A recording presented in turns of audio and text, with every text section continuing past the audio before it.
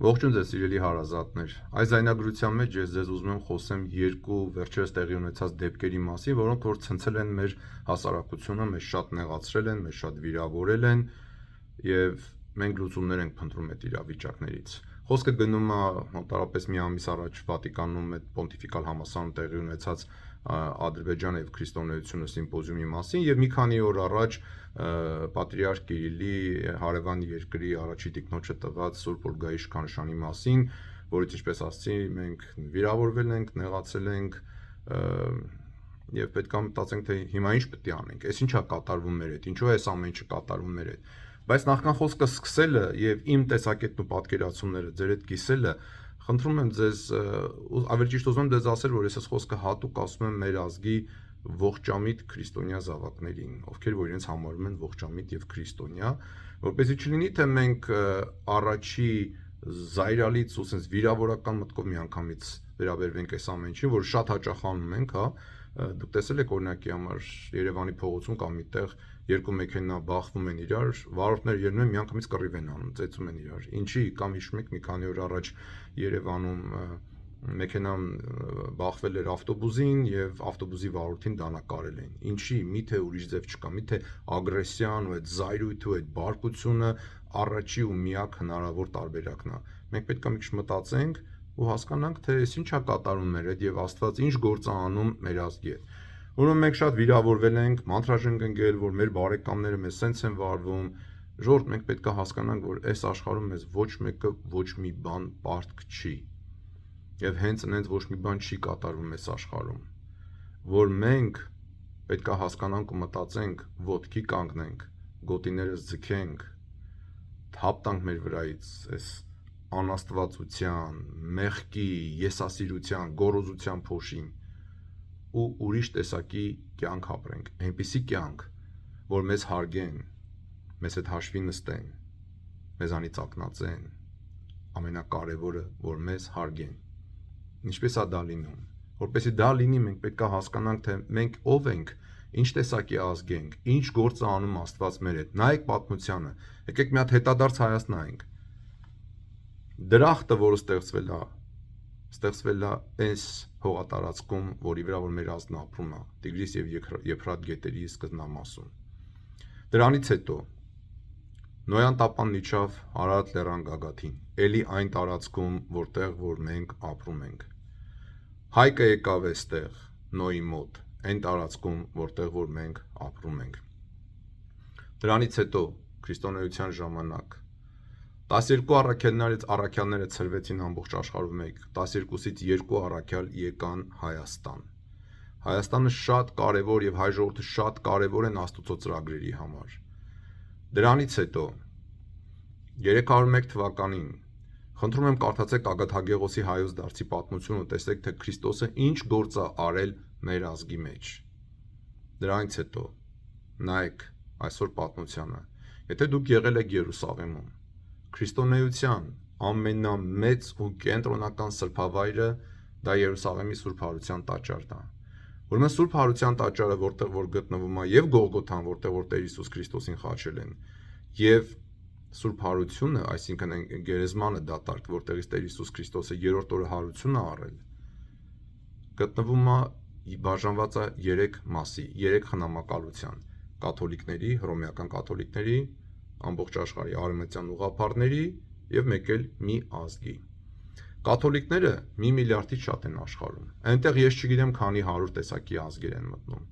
Արևմտյան ուղղափառներ, ուղղափառ եկեղեցին, այնտեղ 15-16 տեսակի ազգային եկեղեցիներ են մտնում, մի քանի 100 միլիոն էլ իրենք են։ Եվ մեկ էլ մի ազգ։ Այդ ազգը իմ ու ձեր ազգն է, մեր հայ ազգը։ Միակ ազգը, որ իշխանություն ու իրավունք ունի ամենասուրբ տեղերի վրա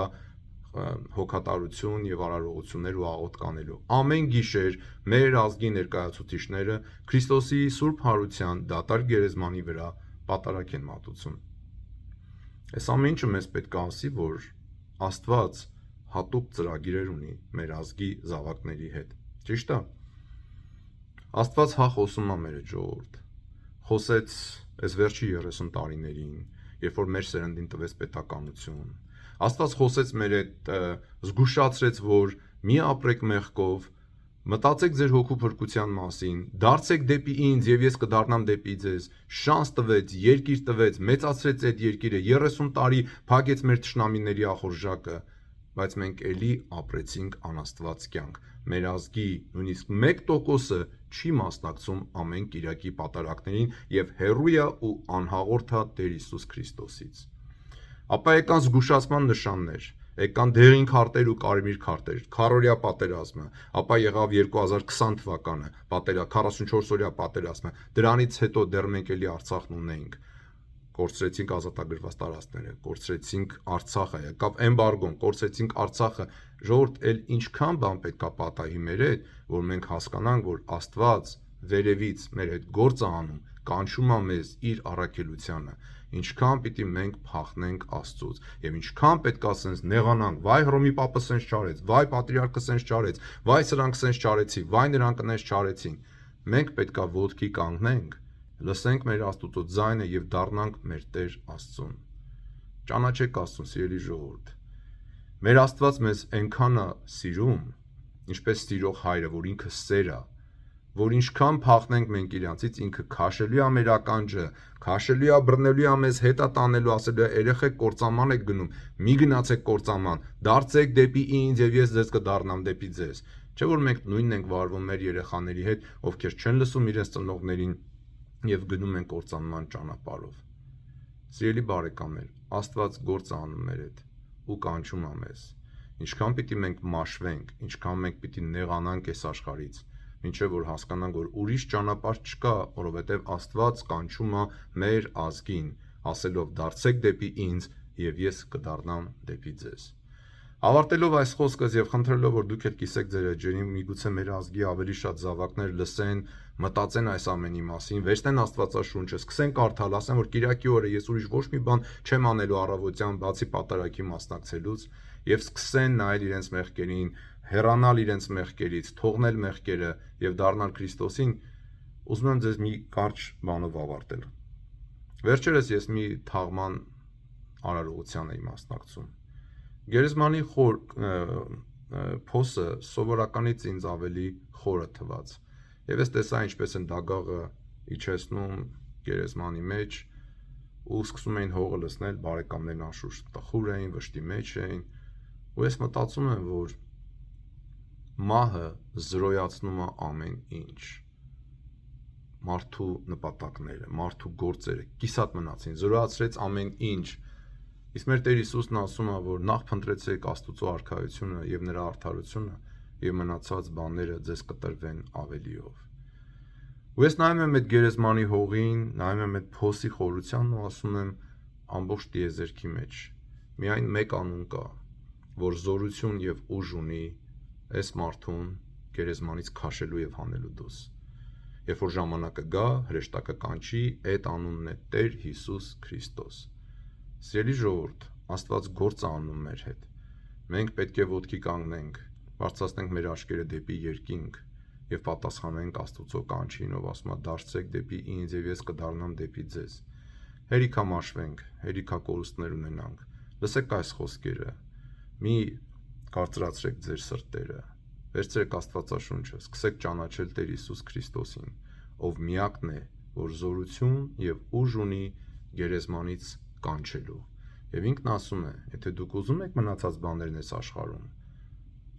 նախ փնտրեցեք Աստծո արքայությունը եւ նրա արդարությունը, մնացած բաները ձեզ կտրվեն ավելիով։ Դե լավ եղեք սիրելի ժողովուրդ, հուսով եմ այս բաները ձեր սրտին են մտածել տալիս, որ մենք հերիքա նեղանանք այս աշխարհի առաջնորդներից, որոնք ոչ մեր բարեկամն են, ոչ ազգականն են, ոչ խնամի են։ Նրանք իրաց գործն են անում եւ ամեն մեկը պատասխանա տալու Աստծո առաջ, թե ինչպես արեց իր գործը։ Մենք էլ պատասխան ենք տալու Աստծո առաջ, թե մենք ինչպես պատասխանեցինք այն կանչին, որով ինքը մեզ կանչում է ամեն օր։ Եվ մեր Տեր Հիսուս Քրիստոսին, Հոր եւ Սուրբ Հոգու հետ միասին փառք, իշխանություն եւ պատիվ այժմ եւ միշտ եւ հավիտյանս հավիտենից ամեն։